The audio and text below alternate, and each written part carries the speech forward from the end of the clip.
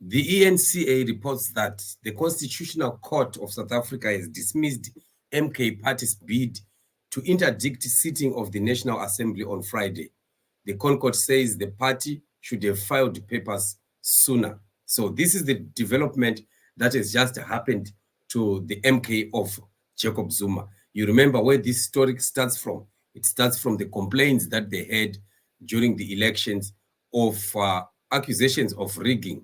And they do say that they have quite a lot of evidence to the rigging that happened. Of course, we did see during the elections many of those videos that were really very disturbing about activities that were happening right inside the process of election. So the MK feels they were supposed to be getting more than what they got.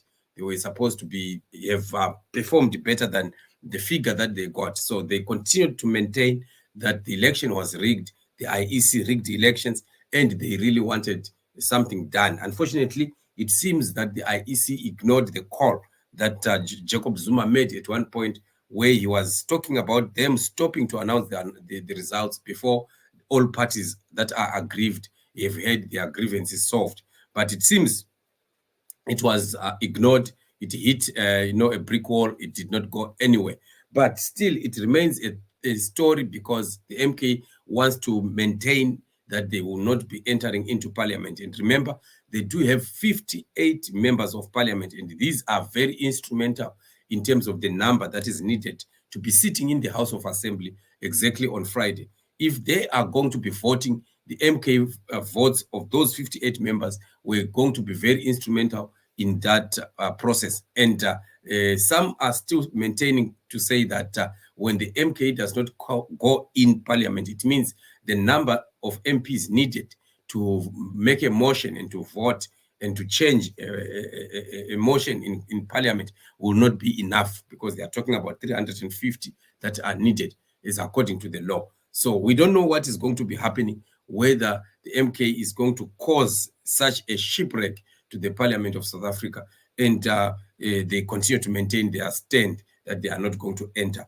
until something is done. So we don't know how things are going to finally unfold, but it is really a sad development that we are seeing happening in South Africa. We want to continue to see the country moving on, and politicians, if they continue to fight and pull each other, they will drag the progress of the country. So the 58 MPs are representing quite a lot of people that enter into millions, and these are people that are supposed to be represented in the House of Assembly. I don't know how much they think they will be gaining had they been given a fair, according to them, a fair election.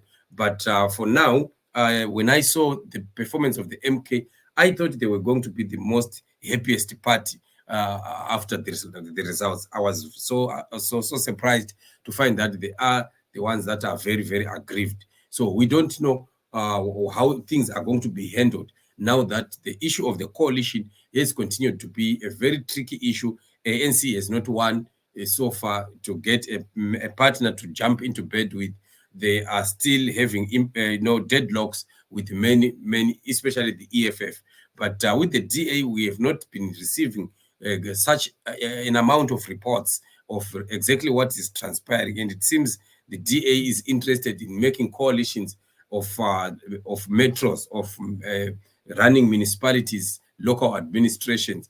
We have heard them coming out. We've heard the reports coming out that they were joining people. With the parties like the IFP and the like. And we still don't know what really is going to be happening at national level, because at national level is where the whole the whole power is, the whole process of government is engineered from, and that is the area that really needed to be attended to.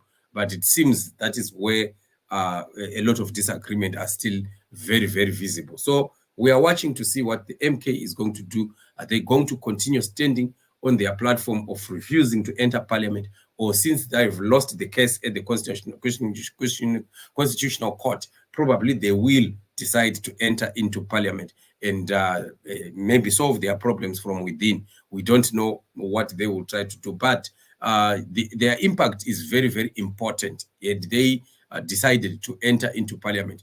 Their voice would be very, very important, because they will be helping the opposition parties that are there.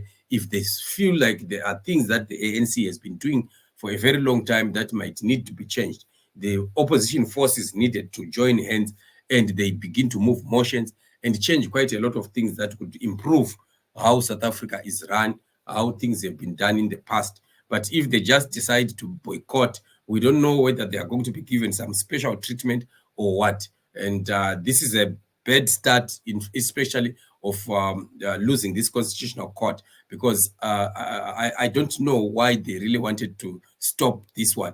If they are explaining that still the number that will be sitting there is not enough, as according to the law, the number that can push a motion. So it is, I thought it was just one and the same thing, or maybe there's a certain verdict that they expected from the Constitutional Court that could maybe order a rerun or probably a recount of the elections in those areas where they are doubting or where they are complaining about. So it is really very complicated as we are looking at the South African situation right now. The political situation on the ground, it is still very, very unstable.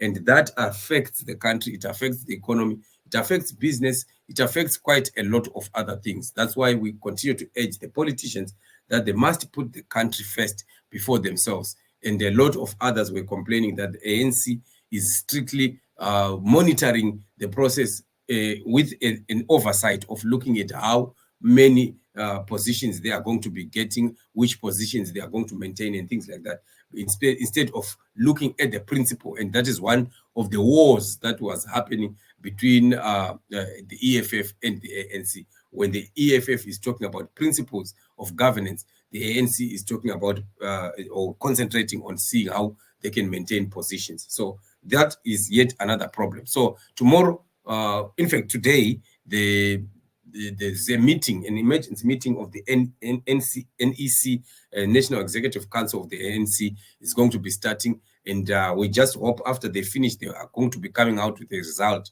or a press conference that they'll give an update of what has transpired.